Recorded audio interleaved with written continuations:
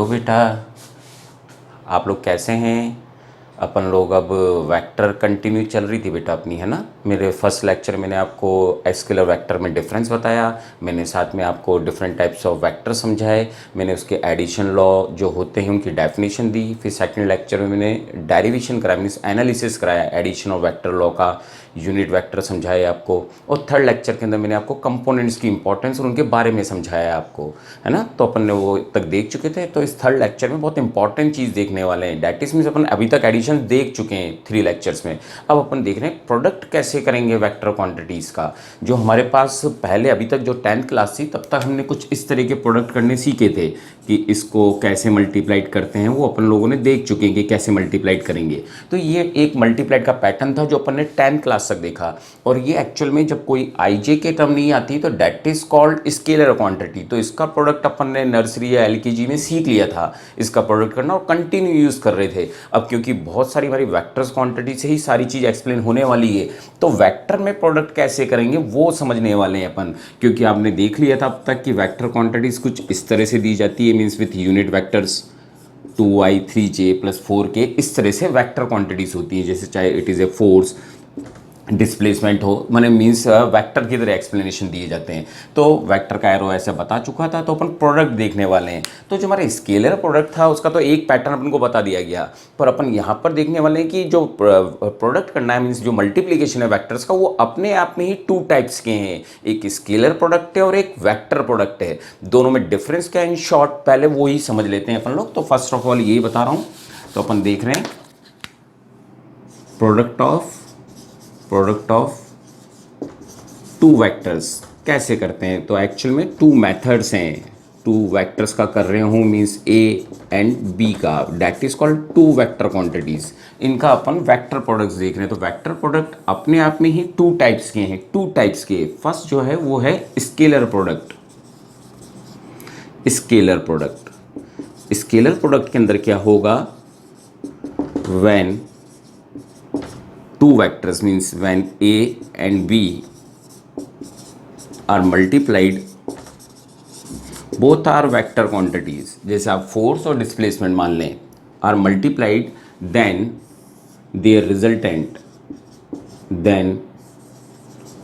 मतलब प्रोडक्ट का जो रिजल्टेंट होगा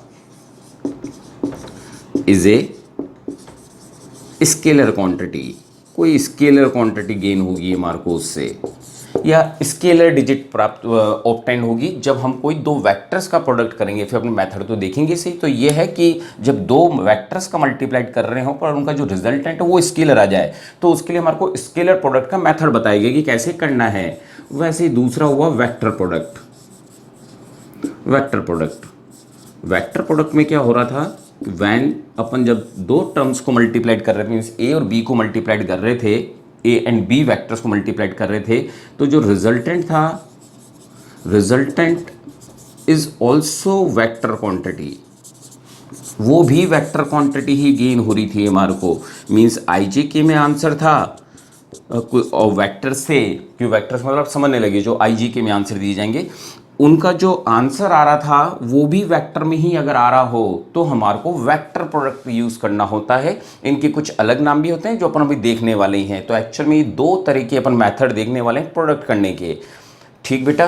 तो ये जिसके अंदर 2 का प्रोडक्ट ऐसा आता है, फिर अपन पूरा एक्सप्लेनेशन देखने वाले हैं, फिर वेक्टर प्रोडक्ट देख रहे हैं, दैट्स ऑल। तो ये 2 तरह के वेक्टर प्रोडक्ट देखने वाले हैं। तो अपन सबसे पहले देखने वाले हैं स्केलर प्रोडक्ट। तो अपन स्केलर प्रोडक्ट देख रहे हैं। स्केलर प्रोडक्ट क्या होता है, तो मैं इसको रिमूव कर रहा हूं। तो अपन फर्स्ट मेथड देख रहे हैं, that is called scalar product. Scalar product को एक और नाम से जाना जाता है और मोस्ट प्रोबेबली वो ही प्रोनाउंसिएशन में लाते हैं, that is called dot product.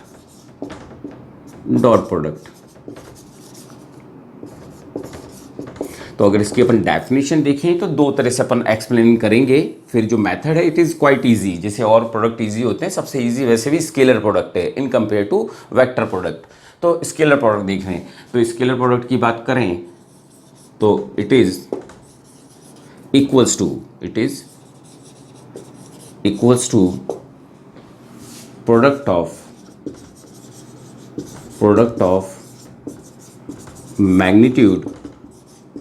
magnitude of two vectors, जो वेक्टर्स अपन प्रोडक्ट कर रहे थे, means A and B, and also product of cosine angle between them. कैसा है अभी समझा रहा हूँ। तो सपोज करो अपने पास दो वेक्टर्स हैं, first is consider A and second is consider B, और उनके बीच का जो एंगल है that is called theta angle, ये इनके बीच का एंगल था।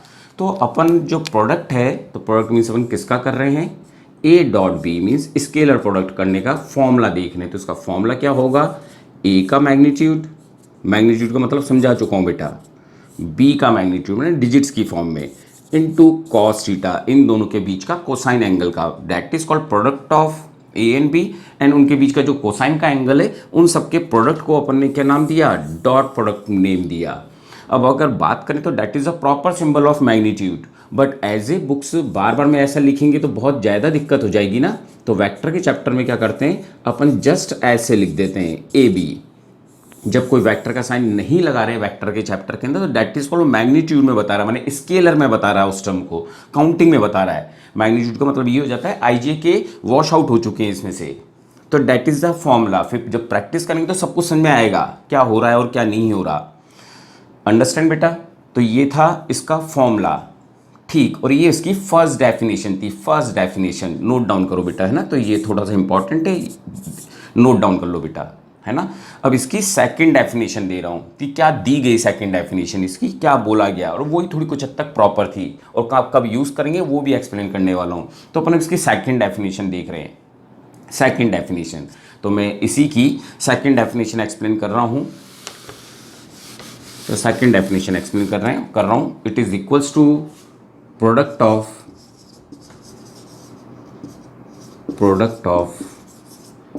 Magnitude of one vector, let अपन कंसिडर कर लेते हैं A, and component of other component को एक और नाम से जाना जाता है, आगे भी बता सकता था पर एक बार मैं लिख देता हूं, कंपोनेंट बोलूं या प्रोजेक्शन बोलूं, प्रोजेक्शन ऑफ अदर वेक्टर, और अदर वेक्टर क्या ले लेता हूं, बी ऑन फर्स्ट वेक्टर। अब किस तरीका कंपोनेंट होगा, तो कंपोनेंट पढ़ा चुका था बेटा, है ना, लेक्चर नंबर 3 के अंदर। तो यहीं पर एक्सप्लेन कर रहा हूँ कि कैसे चेंज हो गया फॉर्मूला यही आने वाला है, मैंने ए बी कॉस थीटा की डेफिनेशन है, यही प्रॉपर डेफिनेशन होने वाली है।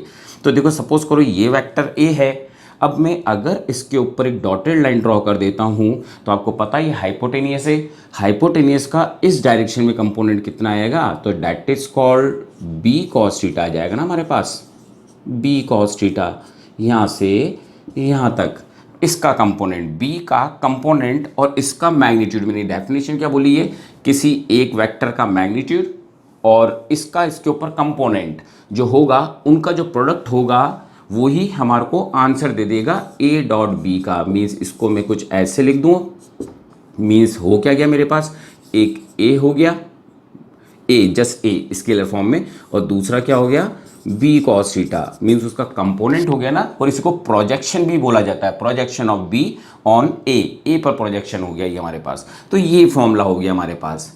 इसको उल्टा करके भी लिख सकता हूँ मैं, मीन्स अगर ऐसा नहीं चाहते तो मैं इसका कंपोनेंट उस पर नोट कर देता हूँ ना, मीन्स ऐसे भी तो कर सकता हूँ, दोनों का मतलब एक ही होगा। सपोज करो ये ए है, ये बी है, बी के ऊपर मैंने ए का कंपोजिशन दे दिया, प्रोजेक्शन दे दिया, कंपोनेंट वही एंगल थीटा है, ये ए है और ये बी है।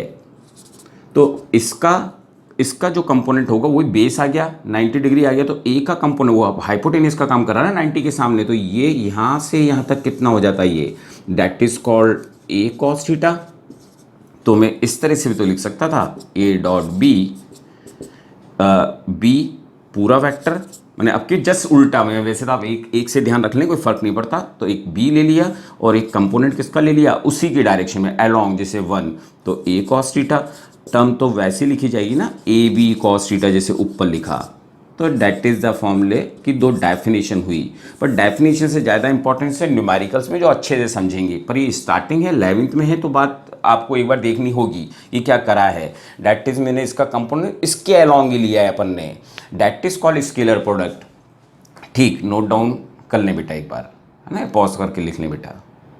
ठीक, अब रब कर रहा हूँ। अब इसकी इम्पॉर्टेंस क्या है वही थोड़ा स्टार्टिंग में बता दूँ आपको कि है क्या।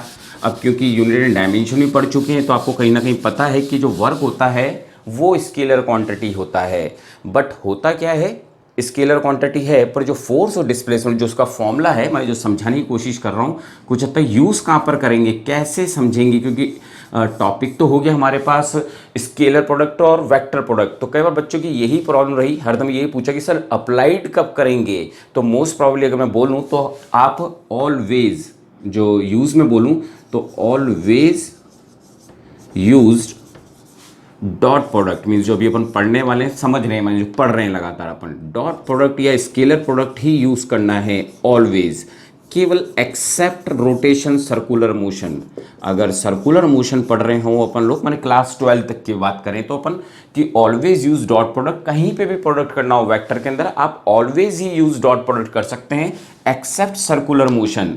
पर ये तो हुई एक नॉर्मल समझाने की बात कि सर्कुलर मोशन और रोटेशन मोशन में ही आप यूज़ करें, इसको यूज़ ना करके, क्योंकि इन दोनों में यूज़ होगा वेक्टर प्रोडक्ट यूज़ होगा, बाकी सब जगह डॉट प्रोडक्ट यूज़ हो रहे होंगे। क्योंकि प्रैक्टिकल लाइफ में होता क्या है, हर चीज़ अगर एक ही प्लेन में हो, मीन्स स्केलर प्रोडक्ट का यूज़ कहाँ करेंगे, स्केलर प्रोडक्ट का जो स्केलर प्रोडक्ट जो हम पढ़ रहे हैं उसका यूज़ किस तरह से पता लगाते हैं।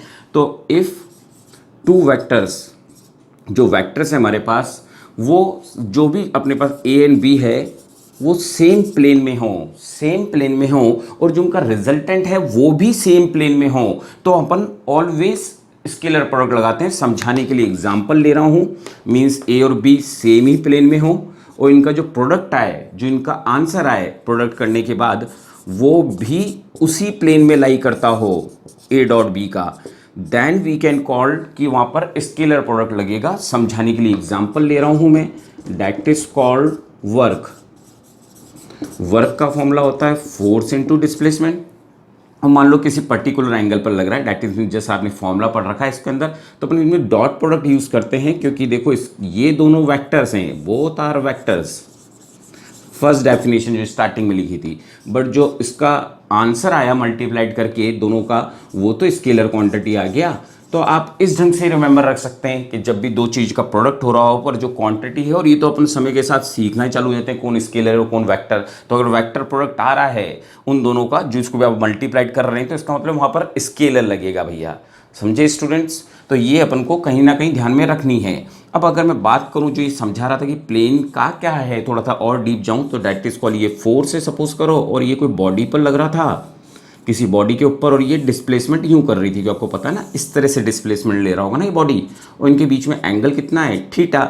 मैंने ऐसे खींचूंगा तो ये बॉडी इधर इधर मूव करती चली जाएगी ना। तो अपन को 9th क्लास में भी क्या डेफिनेशन दे रखी थी, इसका कंपोनेंट इधर ही तो लेते थे अपन, अलॉन्ग दिस डायरेक्शन, जो मैंने सेकंड डेफिनेशन बताई थी, किसी भी एक वेक्टर का दूसरे पर कंपोनेंट। तो अगर मैं इसका कंपोनेंट इस पर लेता हूं तो वो कितना आ जाएगा मेरे पास, एफ कॉस थीटा आ जाएगा ना इस पर कंपोनेंट, अंडरस्टैंड। इसका कंपोनेंट इस पर लिया है, नोट डाउन, इसी पे कर देता हूं एक बार, ये रहा है, दैट इज कॉल्ड डिस्प्लेसमेंट। इधर डिस्प्लेसमेंट हो रहा है तो मैंने, और ये रोड मान लिया, तो इसके ऊपर जब मैं कंपोनेंट लूंगा इसका, तो that is called F cos theta आ जाएगा ना इस जगह पर। तो यही तो हमारा था, क्योंकि अगर मैं इसको एफ डॉट एस बोलता हूँ तो एक्चुअल में है क्या प्रॉपर में, एफ का कंपोनेंट इंटू एस, और आपने 9th में भी कहीं ना कहीं ये फॉर्मूला देख लिया था, F S cos theta, just like this. तो ये फॉर्मूला आप देख चुके हैं।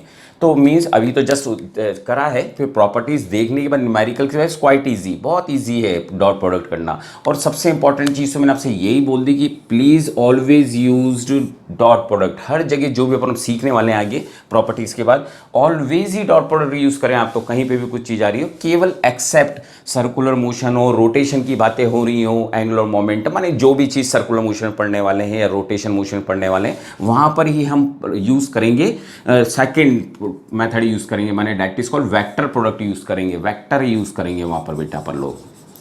तो वेक्टर यूज़ होगा, वेक्टर प्रोडक्ट यूज़ होगा इनके अंदर रोटेशन मोशन चैप्टर्स में, जिनमें जैसे कोई रोड पर व्हील रोटेट कर रहा हो, कोई डिस्क रोटेट कर रही हो, तो वहाँ पर हम लोग वेक्टर प्रोडक्ट यूज़ करेंगे। तो और ऑलवेज कहीं पे भी अगर आपको वेक्टर क्वांटिटी मल्टीप्लाइड करनी है बिना सोचे समझे ही आप डॉट प्रोडक्ट यूज़ कर लें। अंडरस्टैंड बेटा। अब थोड़ी इसकी प्रॉपर्टीज़ देख लें, फिर न्यूमेरिकल से तो पूरी बात क्लियर होनी है बेटा। तो मैंने जस्ट एग्जाम्पल दिया एक वर्क का कि ये दोनों इसके वेक्टर क्वांटिटी है पर आंसर आया स्केलर, और मैंने वो दूसरा एग्जांपल भी दिया कि इसमें भी तो अपन इसका कंपोनेंट ले रहे हैं, क्योंकि चल भी तो ये इसी कंपोनेंट से रही है। ये बात मैंने आपको कंपोनेंट वाले टॉपिक में भी समझाई थी। तो और एनर्जी या वर्क बोलें तो वो भी इसी डायरेक्शन में हो रहा है, तो सभी एक ही प्लेन में लाई कर रहे हैं ना बेटा। तो जब एक ही प्लेन में लाई कर रहे हैं सारे के सारे, तो इसका मतलब ये हो गया ना कि जब हमको तब लगाना है जब प्रोडक्ट सब एक ही डायरेक्शन में। पर कोई बात नहीं, नो डाउट, आप स्टार्टिंग में आए तो आप यही समझ लेंगे दो का प्रोडक्ट है वेक्टर क्वांटिटी, पर उनका आंसर अगर स्केलर आ रहा है then we use dot product, नहीं तो ऑलवेज ही लगाएं केवल इनको छोड़कर। 11th एंड 12th क्लास तक नो कन्फ्यूजन, सीधा सा। और ज़्यादा इजी बोलूँ तो आप एनसीईआरटी बुक में देख लें, डॉट प्रोडक्ट अपन को इनिशियली समझाया जा रहा है, क्रॉस वेक्टर प्रोडक्ट समझाया ही नहीं जा रहा, अपन को सीधा उन्होंने जाकर रोटेशन मोशन में समझाया, क्योंकि वहीं यूज़ हो रहा था वेक्टर प्रोडक्ट का। पर अपन साथ में ही करने वाले बेटा, है ना, कि वेक्टर एक साथ ही कंप्लीट करेंगे और न्यूमेरिकल्स भी एक साथ ही। ठीक बेटा। तो ये था वेक्टर प्रोडक्ट का जस्ट फॉर्मूला कि ए डॉट बी अगर अपन सॉल्व कर रहे हैं तो उसका आंसर होगा ए का मैग्नीट्यूड बी का magnitude into cos theta, cosine angle होगा। अब आई कुछ प्रॉपर्टीज़ की बात की, क्या प्रॉपर्टीज़ होने वाली है, तो अपन कुछ प्रॉपर्टीज़ देख रहे हैं ना, properties of scalar product, scalar product की कुछ प्रॉपर्टीज देख रहे हैं बेटा। तो फर्स्ट प्रॉपर्टी देख रहे हैं, it is commutative in nature. ये सब कुछ वैसा ही है जैसे छोटी क्लास में पढ़ने पड़े थे, कॉम्यूटेटिव, डिस्ट्रीब्यूटिव, ये प्रॉपर्टीज। फर्स्ट देख रहे हैं, it is commutative in nature.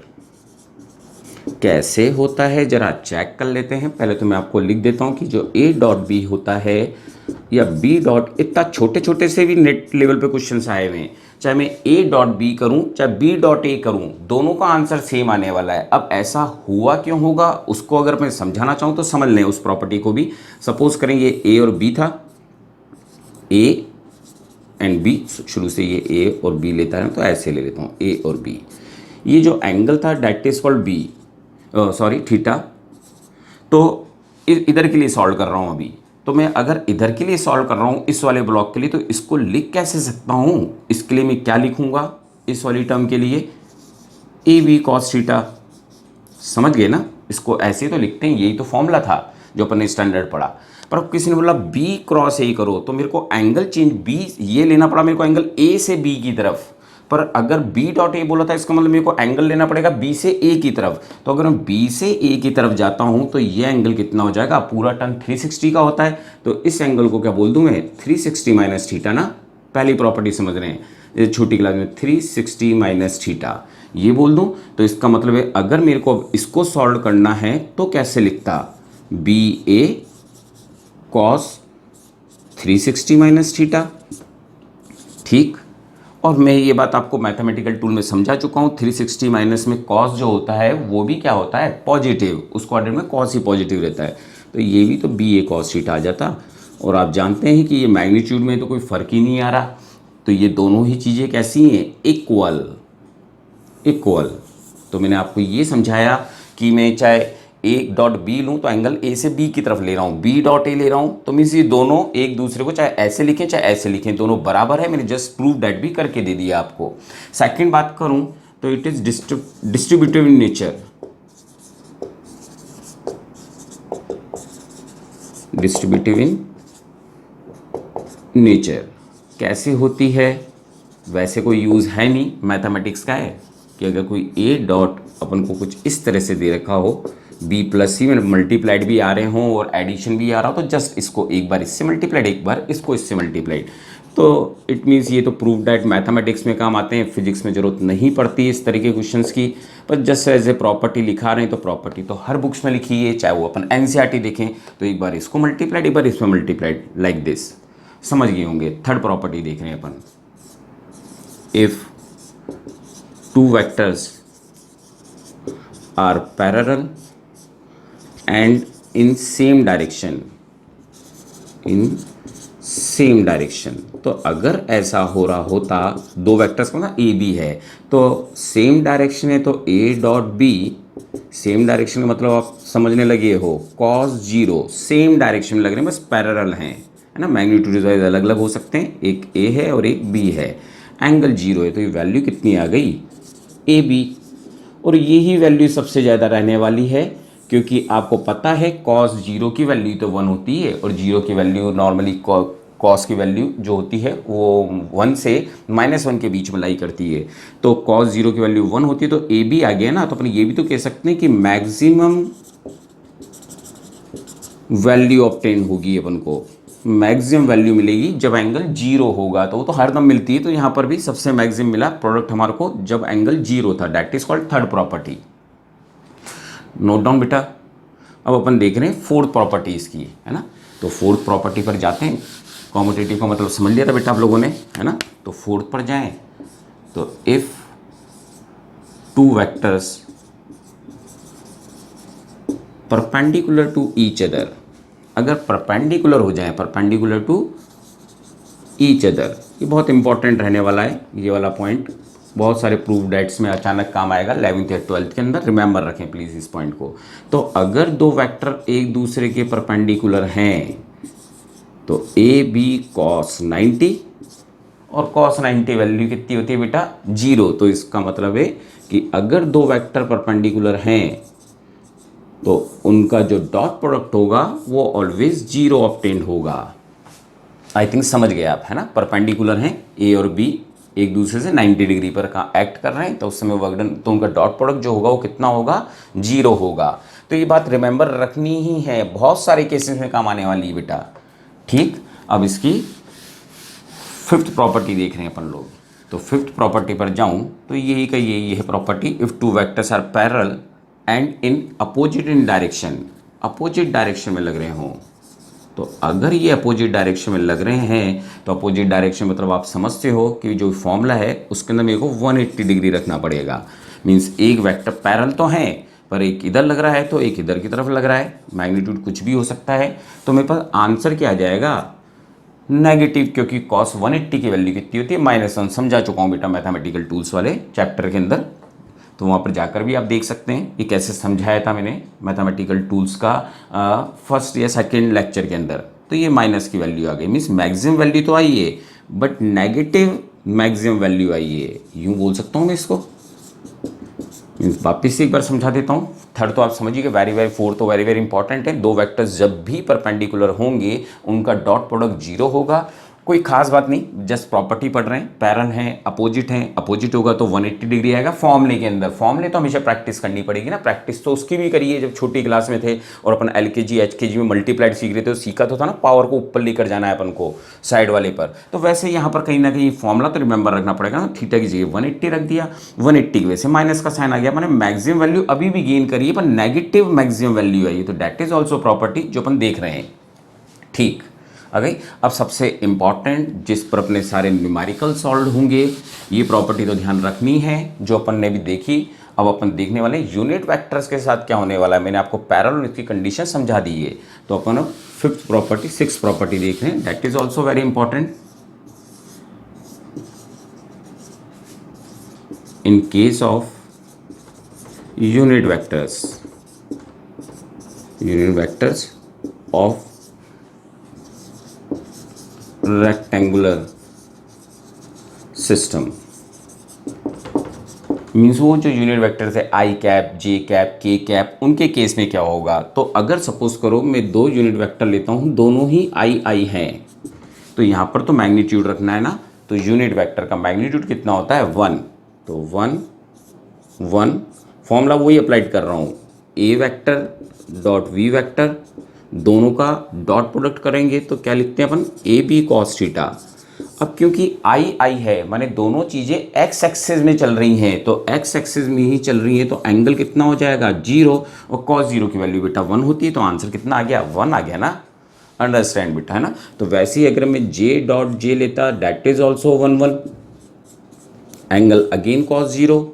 इसका मतलब क्या है, दोनों के दोनों कौन से एक्सिस पर चल रहे हैं, वाई एक्सिस पे चल रहे हैं ना, क्योंकि आप लोग इसका मतलब जानते हैं एक्स एक्सिस वाई एक्सिस और जेड एक्सिस। इसका जो यूनिट वेक्टर होता है उसको अपन आई कैप बोलते हैं, इसका जो होता है वो जे कैप बोलते हैं, और इसका जो होता है वो के कैप बोलते हैं।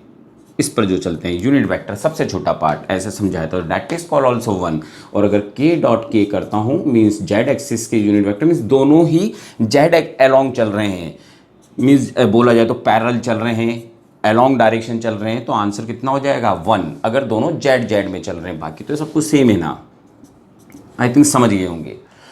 अभी थोड़ी देर पहले समझाया था कि अगर 90 डिग्री हो जाए तो आंसर 0 हो जाएगा, जिसको अपन ऐसे समझ सकते हैं, इसी में ले रहा हूँ, मैंने केस इसी के ही है। अगर एक आई होता और एक जे होता तो आप समझ रहे हैं, एक एक्स एक्सिस है और एक वाई एक्सिस है, तब क्या होता, ये मैग्नीट्यूड तो 1 1 लेता मैग्नीट्यूड, पर कॉस की जगह कितना रखता 90, और कॉस 90 की वैल्यू कितनी होती है 0, तो आंसर 0 आ जाता। चाहे बोले तो मोटे तौर पर जो आई और जो जे है वो एक दूसरे के परपेंडिकुलर ही तो हुए हैं, क्योंकि एक एक्स एक्स को रिप्रेजेंट करता है, एक वाई एक्सिस के यूनिट वेक्टर को रिप्रेजेंट करता है। वैसे अगर जे डॉट के लेता तो उसका आंसर भी कितना आता 0, मीन्स एक वाई एक्सिस है एक जेड एक्सिस है, तो फिर आंसर 0 क्योंकि परपेंडिकुलर है, प्लीज रिमेंबर। और के डॉट आई होता दैट इज कॉल्ड कैप तो है क्योंकि that is the unit vectors, तो that is means that is also answer 0, unit vector 1 1 1।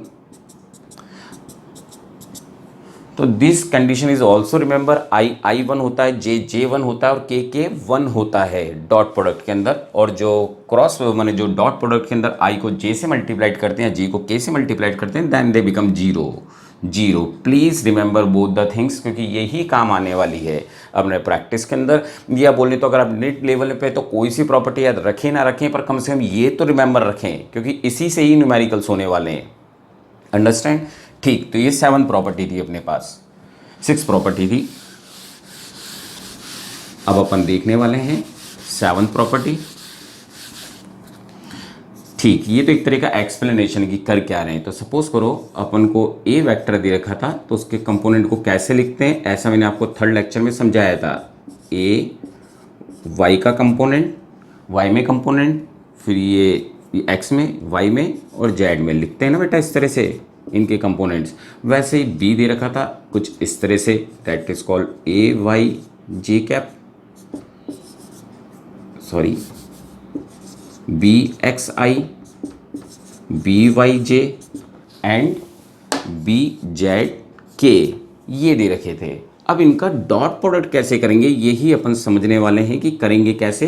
तो जब मैं ए डॉट बी कर रहा हूँ तो अपन को करना क्या है, इन दोनों को एक साथ लिख देना है, क्योंकि रेक्टेंगुलर कंपोनेंट्स देख रहे हैं ना, रेक्टेंगुलर कंपोनेंट्स में लिख रखा है। तो इसको मैंने कुछ ऐसे लिख दिया फटाफट, ए जेड के in the same way we return like this B X I, फिर न्यूमेरिकल्स में देख ही रहे हैं, और जब अपन एक बार प्रॉपर्टीज़ देख रहे हैं तो लिख रहे हैं। तो अब अपन क्या करेंगे, वही छोटी क्लास की तरह मल्टीप्लाइड, आई को आई से मल्टीप्लाइड, आई को जे से मल्टीप्लाइड और आई को जेड से मल्टीप्लाइड। तो आप देखें जब मैं इसको इससे मल्टीप्लाइड कर रहा हूँ तो आई आई 1 हो जाएगा, मीन्स और सेम डायरेक्शन हो जाएगी, तो ए एक्स बी एक्स ये आंसर आ जाएगा। पर मैं अगर इसको जे से मल्टीप्लाइड करता हूँ तो यहाँ पर आई है, यहाँ पर जे, आंसर 0। इसको इससे मल्टीप्लाइड करता हूँ तो ये आई है, ये के है, फिर 90 डिग्री एंगल, फिर 0। तो इसका मतलब है इसका इस पूरी टर्म से मल्टीप्लाइड करो तो जस्ट ये आंसर आया। वैसे ही मैं अगर अब y वाली टर्म को मल्टीप्लाइड करना चालू करता हूँ तो ये तो 0 हो गया, क्योंकि ये j ये i 0, जो भी इससे पहले वाली प्रॉपर्टी देखी थी। बट j को j से करूँगा तो मल्टीप्लाइड हो जाएगा, तो आंसर क्या आ जाएगा ए वाई बी वाई, और जे कैप तो 1 हो गए, जो आपको बताया था सेम डायरेक्शन होगी तो आंसर 1 होगा, और बाकी ये भी 0 हो जाता क्योंकि जे कैप है और एक के कैप है बेटा, 0 हो गया। अब देखूं के कैप वाले को, तो अगर मैं के कैप वाले को आई कैप वाले मल्टीप्लाई करता हूं तो फिर 90 डिग्री मीन्स वापस 0। इसको मल्टीप्लाइड करता हूं तो वापस अगेन 0, बिकॉज दैट इज के, दैट इज के, और ये जे है तो इन्होंने फिर जीरो कर दिया होता, पर जब के को के से मल्टीप्लाइड करूँगा तो ही तो 1 मिलेगा। तो it means A Z B Z. तो इन द शॉर्ट जो अपन न्यूमेरिकल्स में भी करेंगे कि अपन को सिर्फ ये ध्यान रखना है, इसलिए तो मैंने कहा था कि स्केलर प्रोडक्ट क्वाइट इजी, हमेशा आपको ऐसे ही वैल्यूज मिलेंगी जिनको आपको डॉट प्रोडक्ट करना है। बस जब कोई मल्टीप्लाइड का फॉर्मूला दिख गया तो बस वो सर्कुलर मोशन नहीं होना चाहिए और रोटेशन मोशन। तो इट मीन्स कि अपन आई को आई से मल्टीप्लाइड करना है, जो मैंने लिखा, जे को जे से मल्टीप्लाइड करना है वही लिखा मैंने, और फिर के को के से मल्टीप्लाइड कर देना है। बस ये काम करना है अपन को इस टॉपिक के लिए, है ना बेटा। ठीक, तो ये थी इसकी 7 प्रॉपर्टीज, मैंने जिसमें समझाया कैसे करेंगे अपन, है ना, क्वेश्चन को कैसे सॉल्व करेंगे। कुछ बच्चे डायरेक्ट भी याद रख लेते हैं, पर नो डाउट वो प्रैक्टिस में आ जाएगा। आई को आई से, जे को जे से, के को के से, जस्ट ये मल्टीप्लाइड करना है। समझ गए क्या? टर्म्स इतनी सारी दिख रही है, सिर्फ आई को आई से, जे को जे से और के को के से मल्टीप्लाइड कर देना है और ये हटा देना है, क्योंकि ये फिर स्केलर जैसा आंसर आ जाएगा अपने पास। ठीक, ये 7 प्रॉपर्टी थी। नेक्स्ट लास्ट जो देख रहे हो अपने आप में थोड़ा सा फॉर्मूले से लिया गया है, एंगल निकालने का फॉर्मूला बोल दें उसको, तो अपन 8 बोलें तो that is also important. Angle between two vectors, वो जब वो आई जे के में देंगे तब उनको कैसे निकाल पाएंगे। एक तरह से अपन कोसाइन एंगल ही निकाल रहे हैं और वो इनफ होता है, कोसाइन एंगल ही फाइंड आउट कर रहे हैं। तो अपन ने जो बेसिक फॉर्मूला देखा था that is called A dot B, जो देखा था वो क्या था हमारे पास, ए का मॉडुलस। इसको एक बार थोड़ा प्रॉपरली लिख रहा हूँ, ए बी से लिखूंगा तो ऑलवेज रिमेंबर नहीं रहेगा, कॉस थीटा। तो मैं जो एंगल निकालने को अगर क्वेश्चन अपने पास आता है तो अपन क्या करेंगे, जो ए डॉट बी है उसको सॉल्व करके ऊपर रखेंगे डॉट प्रोडक्ट, जैसे मैंने भी बताया था, आई को आई से, जे को जे से, के को के से, और फिर ए का मॉडुलस और बी का मॉडुलस अलग से निकाल के नीचे रख देंगे। कॉस थीटा निकालने को उसको नीचे ले जाऊँ तो ये एक तरह से हमारे पास फॉर्मूला हो गया, जो भी बहुत ज़्यादा काम आता है जब हमारे को वैल्यूज़ दे रखी हों आई जे के की फॉर्म में और अचानक हमारे से फॉर्म एंगल्स पूछ लिए जाए कि एंगल फाइंड आउट करो। तो ये थी इसकी प्रॉपर्टीज़ बेटा, आई थिंक समझ गए। मैंने ये प्रॉपर्टीज़ थी, बस अपन ने नोट डाउन करी, बस अपन इसके थोड़े से प्रैक्टिस के न्यूमेरिकल्स कर रहे हैं, फिर बेटा अपन वेक्टर्स पर जाएंगे। ठीक, तो अपन अब देख रहे हैं न्यूमेरिकल्स, है ना, दैट इज कॉल्ड कैसे कैसे यूज़ करना है वो ही समझ रहे हैं बेटा अपन लोग। ठीक बेटा, तो अपन फर्स्ट देख रहे हैं न्यूमेरिकल। इफ ए गिवन था कुछ इस तरह से, I plus 2j plus 3k, and B given था अपने पास I minus J minus K, find. Starting question कुछ इस तरह से रहे, A dot B, simple question. बाकी तो फिर मेरे अब जो आगे के लेक्चर्स होंगे उसमें सिर्फ न्यूमेरिकल्स होंगे वेक्टर्स के, है ना। तो अभी तो अपन जस्ट यहाँ पर एक बार न्यूमेरिकल्स देख रहे हैं, जैसे आपको रिमेंबर है करा क्या स्केलर प्रोडक्ट में अपन से बोला गया था A dot B find out कर दो, तो अपन करेंगे क्या, अभी थोड़ी देर पहले तो देखा था, ए डॉट बी लिखूँ, आई को नोट डाउन कर डालूँ, ए लिख दिया मैंने, जो ए दे रखा था दैट इज वेक्टर की फॉर्म में गिवन थे, डॉट लगाया और फिर ये लिख दिया आई डॉट जे, ये वैल्यूज लिख दी, है ना। थोड़ा अंडरस्टूड के लिए यहाँ पर 4 कर देता हूँ, थोड़ा सा अलग शो करने के लिए। ठीक है, ये अलग कर दिया मैंने। अब अपन को करना क्या है, आई को आई से, जे को जे से, के को के से मल्टीप्लाइड करना है, क्योंकि अपन ने समझ लिया था अभी प्रॉपर्टीज़ के अंदर कि बाकी सब जीरो हो जाने वाले हैं। तो इट मीन्स अगर मैं इस पर भी कुछ लगा देता हूँ, है ना, तो इस पर 7 लिख देता हूँ। ठीक, इस 7 आ गया, तो आई को इस वाली टर्म से मल्टीप्लाइड करता हूँ तो सिर्फ 7 आएगा, क्योंकि आई डॉट आई 1 हो जाएंगे हमारे पास, बाकी तो वैसे ही जीरो हैं, समझा चुका हूँ अभी, है ना, 90 डिग्री होने की वजह से। जे, अब ये तो जीरो हो जाएगा, इसको सिर्फ जे को जे से मल्टीप्लाइड कर दें तो कितना आ जाएगा, -2, और जब इसको इससे मल्टीप्लाइड करेंगे तो आंसर कितना आ जाएगा, -12। डेट इज़, बस यही हमारा आंसर था, 14 -7, ये हमारा ए डॉट बी का आंसर था, जो स्केलर फॉर्म में आएगा। काउंटी मैंने आई जी के में था, इसके लिए भी स्केलर बोला गया क्योंकि आंसर स्केलर में आ रहे हैं, जिसमें कहा था ना स्केलर क्वांटिटी आ जाएगी, तो एक तरह से स्केलर क्वांटिटी अपने में कॉन्स्टेंट, इन्हीं को मैग्नीट्यूड फॉर्म में आंसर आ जाएगा। तो डेट इज मीन्स आई को आई से, जे को जे से, के को के से करना है अपन को। तो इज़ वेरी सिंपल ना, है ना बेटा, रियली सिंपल है। तो ये इसका पहला क्वेश्चन था। ठीक है, नेक्स्ट क्वेश्चन देख रहे हैं अपन, है ना, कैसे करना है समझ गए होंगे बेटा। अब सपोज करो अपन को गिवन था if A vector is I plus J plus K and b equals to given था अपने पास i plus J minus 2k, then prove that a and b are perpendicular to each other. Prove a perpendicular to b, both are perpendicular है, ये prove that करना है अपन को। और अभी अपन ने देखा था जब कोई अपन को IJK की फॉर्म में देंगे बेटा तो उनको करना कैसे है, इन दोनों का डॉट प्रोडक्ट निकाल दूं, अगर वो आंसर 0 आ जाता है तो it means both are perpendicular ना, तो यही तो था। तो मैंने क्या करा, इन दोनों का प्रोडक्ट कर दिया, a डॉट बी का means i plus J plus के लिख दिया, डॉट का सिंबल लगाया, i plus J minus 2k। Now i को i से मल्टीप्लाइड करा 1, j को j से मल्टीप्लाइड करा 1 और k को k से मल्टीप्लाइड करा -2, तो 2 माइनस 2 आंसर बिकम 0।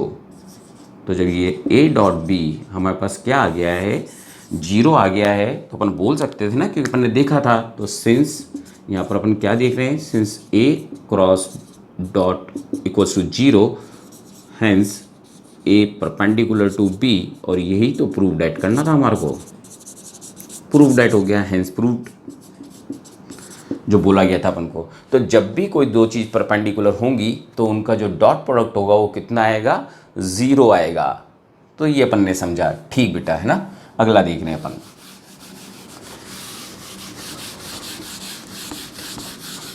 हाँ, तो इसी तरह से अगर अपन को यूं बोला जाता वैल्यू के अंदर, if two vectors are perpendicular to each other, पहले से गिवन है कि दो वेक्टर्स हैं वो परपेंडिकुलर हैं। अभी जो वैल्यू से ली थी वो ही ले लेता हूँ, i plus J plus K and b equals to दे दिया होता है उनको i plus J plus X K, then find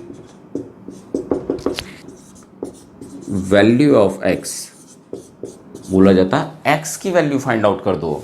तो कैसे करते हैं, तो आपको पहले तो ये पता होना चाहिए, चाहे मैथमेटिक्स हो, जब भी कोई वैल्यू निकालनी होती है तो जरूर कोई ऐसी इक्वेशन होनी चाहिए जो इक्वल्स टू 0 हो, तो ही हम कोई वैल्यूज़ को फाइंड आउट कर सकते हैं। ठीक, तो यहाँ पर देखें हमारे को बोल दिया गया था कि दोनों परपेंडिकुलर हैं, शॉर्ट में लिखा हुआ है बोथ आर परपेंडिकुलर हैं, ए और बी। तो जब ये देखा तो हमारे को पता था कि गिवन है a परपेंडिकुलर टू b, और आपको ये ध्यान रखना है वेक्टर की फॉर्म में दे रखा है, परपेंडिकुलर की बात कर रहा है तो कहीं ना कहीं डॉट प्रोडक्ट आएगा। तो a dot b equals to 0, since we know that by properties, देखा भी था a b cos थीटा था, 0 हो जाएगा 90 होती।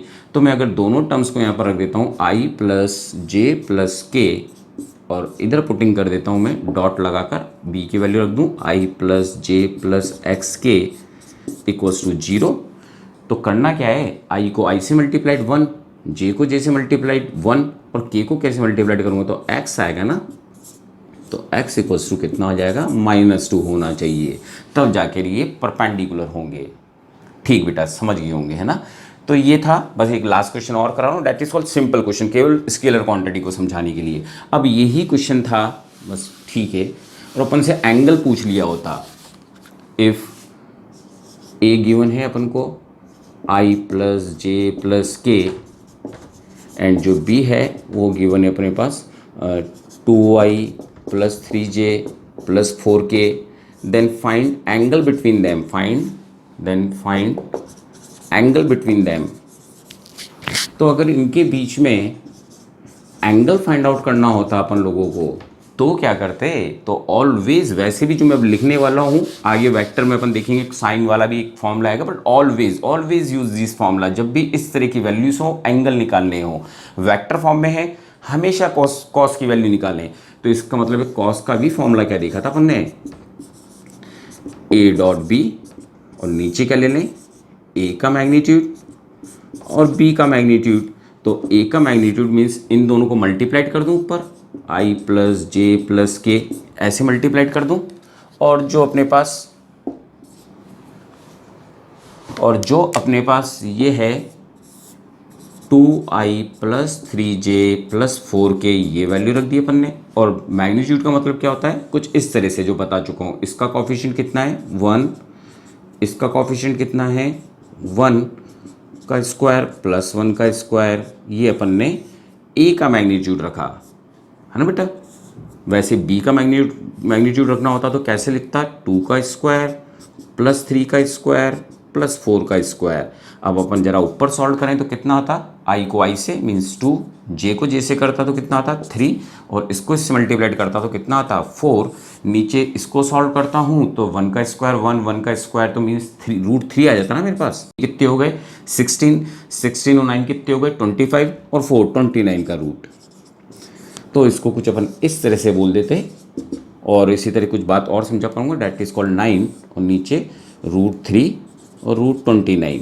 अब अपन इस क्लास से कुछ इन्वर्स टर्म्स समझेंगे कि जब एंगल बोला हो तो अपन इसको कुछ इस तरह से लिख देते हैं, कॉस इन्वर्स, और ये ब्रैकेट में टर्म्स को लिख देते हैं। अगर जस्ट अभी आप लोग आए हैं 11th क्लास में तो कुछ इस तरह से अपन एंगल्स को लिखते हैं। मीन्स जो एंगल था, क्योंकि वैल्यू तो जानते नहीं है अपन कि इसका आंसर होगा क्या, है तो सही कोई ना कोई एंगल पर नहीं जानते, तो उसको कुछ इस तरह से लिख दिया जाता है एंगल। तो ये था अपने पास जो भी पढ़ा स्केलर प्रोडक्ट, प्लीज़ रिमेंबर है ना, क्योंकि इसके बाद हम पढ़ने वाले हैं वेक्टर प्रोडक्ट चालू करने वाले हैं। बेटा नोट डाउन कर लो इसको एक बार, है ना बेटा, नोट डाउन करो। ठीक बेटा, तो ये था अपने पास डॉट प्रोडक्ट। डॉट प्रोडक्ट में छोटी सी बात और, अगर आप समझ रिमेंबर रखें तो ठीक बना, ऐसे कोई खास बात नहीं है। मैंने जैसे अभी आपसे थोड़ी देर पहले बताया था कि जो ए डॉट आई होता है वो, क्योंकि इनके बीच में एंगल कितना हो जाता है, इसको मैं कुछ इस तरह से भी बोल सकता हूँ ना, कुछ ये यूनिट वेक्टर तो ही मॉडुलस की फॉर्म में, और डेट इज कॉल्ड cos 0 बोल सकता हूँ ना।